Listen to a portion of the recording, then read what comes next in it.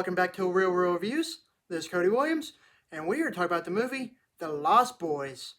It is a movie that is revered among fans of vampires and claim it as one of the best vampire movies ever made. Do I agree with that statement? Sure, why not? From the many vampire movies I have seen, it does rank the best among them all. It's not overly scary by any means, but everything about this movie is super fun. You could say that this is the MTV generation of vampire movies, so to speak, as it captures the super glamorous essence of the 80s with a super rockin' soundtrack, punk rock outfits, mullets, and other flamboyant stylistic choices. Speaking of MTV, this whole movie feels like an overlong music video with a well-crafted story about vampires. Before we get any further, let's talk about the movie story.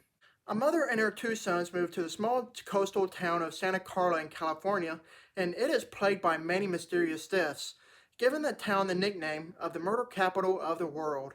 The younger sibling, Sam, makes friends with the Frog Brothers, who run a comic book store that claim to be vampire hunters.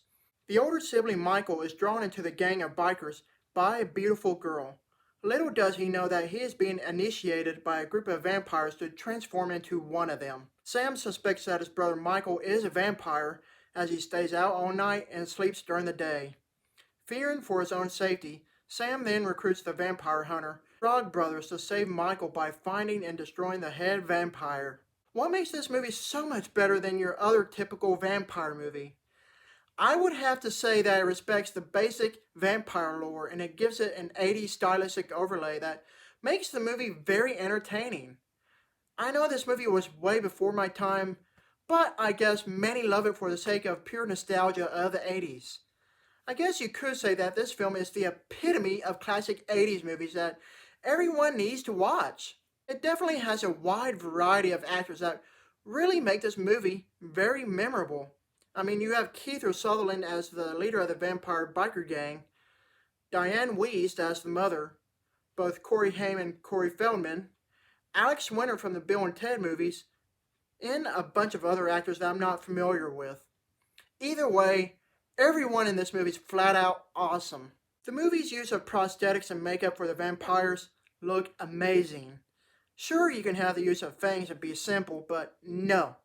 This particular movie went out of its way to add more scare factor to the looks of the vampires by adding makeup to the actor's face to give it more of a sinister look. I thought the vampires in the original Fright Night movie looked terrifying, but this is a big runner-up at second place.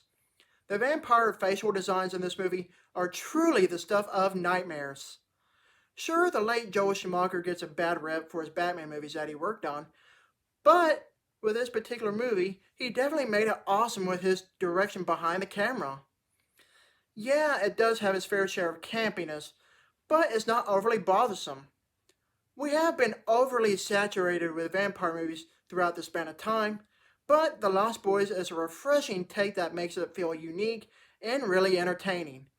Easily said, this movie is a classic. I give this movie an A. Thank you for watching, and don't forget to like and subscribe to my channel. Keep up with my real reviews.